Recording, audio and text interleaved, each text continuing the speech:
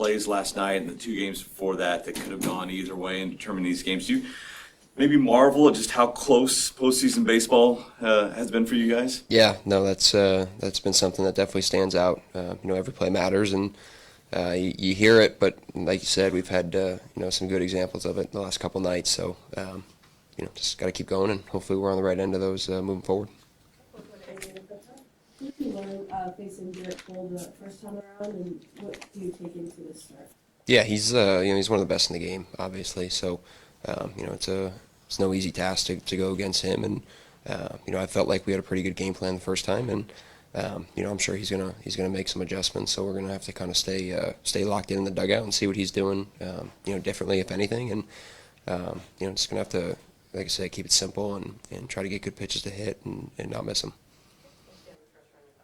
Especially for you young guys, younger position players, and how valuable is a must-win game like this to be in this kind of position early in your career and just kind of test your mettle a little bit? Yeah, I think a lot of us are really trying to stay in the present moment and not think about how it's going to impact us in the future. I'm sure it's going to be something that helps. It's definitely not going to hurt to be involved in games like this, and I feel like it, based on what I've talked to with the older guys, it really helps you slow the game down, I think, moving forward when you've been in environments like this. But like I said, I think we're worried about today, like Q always says, and we got to win a game today, and I feel like we're not super concerned about the experience at this point. It's one game, we got to win, and we'll go get them in New York. The sequence last night, there's 2 outs, you guys start a rally, Isbell gets a hit, you get a trigger. Did that kind of typify your season a little bit in a small way, in one small sequence? Yeah, I think obviously we're a team that never quits. So with our backs against the wall a little bit, I feel like we tend to come through, and Izzy did a great job right there of setting the table, and I feel like that we're a resilient bunch. So definitely kind of showed what we're made of. Hey, Michael, you mentioned earlier that Will Smith said something that helped kind of lighten the mood when you were going through a 7-game losing streak. Has anyone said anything before this game that, kind of has helped, feel you guys in, getting ready for what's about to happen tonight? Yeah, I think last night it was Will again. I've seen the Royals win 2 games in a row. So, obviously it's frustrating to lose, and especially as intense of a game as it was last night, to be on the wrong end of that, it's tough, and have to turn around and come back and do it again 24 hours later. It's important to have guys in there like that who have that mindset, and can kind of put your mindset back in the right spot. You guys today, the mantra, and we talked last night a little bit. You flush it, and move on today. How do you actually do that? What are your mental tips for doing that individually for yourself? I think just routine. I think coming back to the park today, and when I wake up, I get my cup of coffee, I hang out, I watch the Weather Channel, and then I come to the park and do everything that I've done for the past 162 games and playoffs. And I think there's just some peace of mind in that, of whether we win, whether we lost, whether I got a hit, whether I didn't get a hit, whether I made the play of the game, or whether I'm the go to the game. They come in and do the same thing every day. And I think that's something that's really evident when you watch the older guys in the clubhouse, and just guys that have been around for 6, 7, 8, 9, 10 plus years. They come in and they do the same thing every day. Sal's always doing the same thing in the cage. Walk's always doing the same thing. Lugo's doing the same thing. Will Smith, like we've mentioned. So to be able to watch those guys, you kind of learn how to be professional. Michael, a little follow-up on that is just the mantra of today. You guys haven't had a today like today, but just with that, grasping that whole concept of being today, how beneficial is that going into a game like tonight? Yeah, I think from what I was just saying, I think it's routine, right? So whether it's Game 7 of the World Series or opening day or the 3rd game of spring training, you know what you do. When I show up to the park, there's no question marks. I know where I need to be, what I need to be doing, and just control what I can control. And like I said, whether our back's against the wall or it's opening day and we got 162 games in front of us, the game doesn't change, the preparation doesn't change. And I think that, that kind of helps slow you down a little bit and maybe in some of those bigger moments.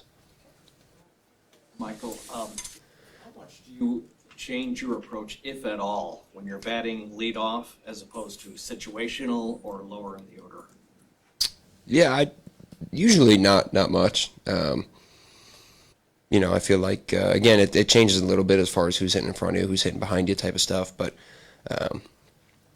yeah, I mean, I feel you really only lead off one time a game. So I feel like after your first at bat, everyone's kind of mixed in any order at that point. So, yeah, just try to keep everything the same as well because everything's changing. What pitch you can throw, the count, the score, the innings. I mean, everything is different. So being able to have as many constants as you can, whether that be, like I said before, controlling my preparation or, keeping the same approach is something I try to do.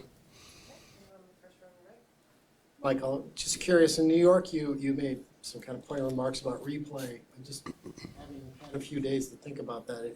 Is that still how you feel, or was that a heat of the moment thing? No, that's how I feel. I think some of the people in this room know me pretty well. I don't.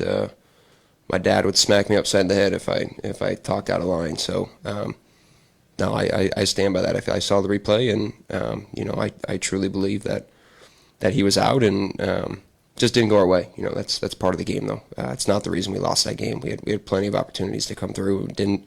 I remember I had a runner on second base and popped out to left field, so I had a chance to drive in a run, and I didn't. So again, frustrating. I believe in what I said, but yeah, not the reason we lost. So. Are you in favor of this? Do you like the system as it is? Yeah, I think the wording has been interesting. I think when like clear and convincing evidence, I think the reality is, there's not a DNA sample out there. There is no clear. So clear and convincing to who? That. Clear and convincing to me is different than clear and convincing to you, than clear and convincing to Annie. So it's a little inconsistent in my mind. Obviously, we play an imperfect game, so nothing. I don't expect anything to be perfect. But to me, I've seen calls get overturned. I've seen a guy get hit by a pitch, and they say it didn't hit him, and then they go back and they look at the replay and they say, oh well, his pant leg moved, so it must have hit him. But how do you know it wasn't a gust of wind? How do you know his thigh didn't twitch and move his pant leg? I mean, again, it sounds stupid, but the reality is you're never 100% sure on anything.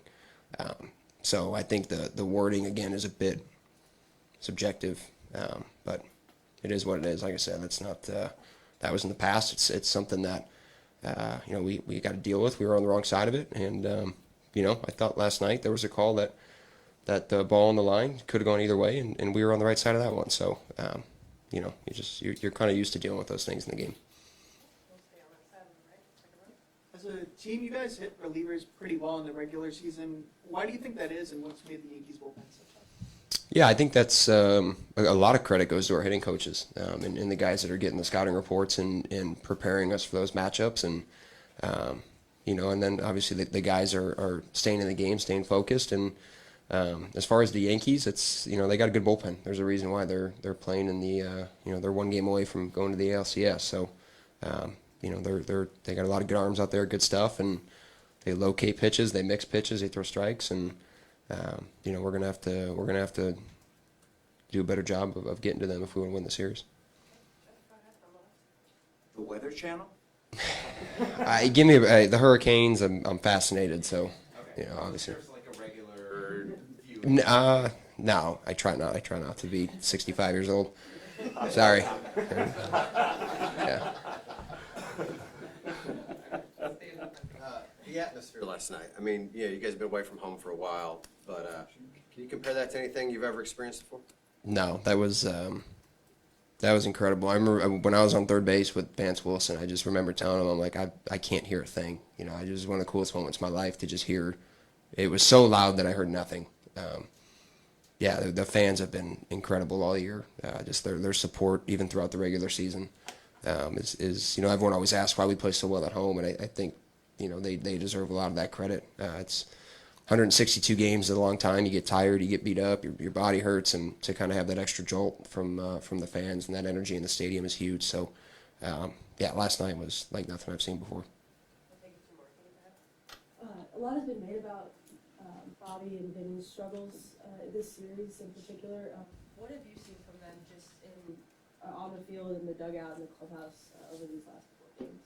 Yeah, I think it's on the same side, with Judge probably as well. I think those are the guys. There's certain guys in the playoffs that the other team's going to circle, and the New York Yankees are going to circle Salvador Perez, Bobby Witt Jr., and Vinny Pasquantino, and the Kansas City Royals are going to circle Juan Soto and Aaron Judge, and you're going to try to not let those guys beat you. So I think that's the reason I've been asked a couple times, why the walks are up, and it's postseason. I feel like guys aren't going to give in. So and they're certainly not going to give in to those guys. So I feel like they got the toughest assignment, and they're doing a good job impacting the game though in other ways as well. So hopefully they could break through here.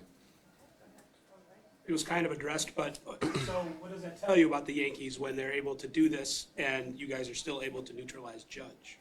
Yeah, they're a good team. Like I said, they're in the ALDS for a reason. They won the AL East for a reason, which is not an easy division to win, and they got a bunch of really good players over there. So we got our work cut out for us the next couple days.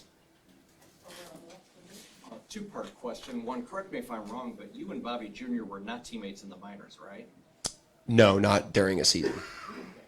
So my next part is, what were your first impressions when you saw him in person, and then how do you compare with what you first saw to what you see now? Yeah, my first impression was he needed to get a haircut with the mullet, but no, he's incredible. He's as advertised, and obviously you guys get to see him as a person as well as a baseball player too. But I think we can all agree he's probably a more special person than he is player. Just the teammate he is, the character he has, the work ethic he brings to the field every day. So just lucky to be his teammate, lucky to be around him. Any last one for Michael? All right, appreciate it. Thanks, guys. Thanks, Michael.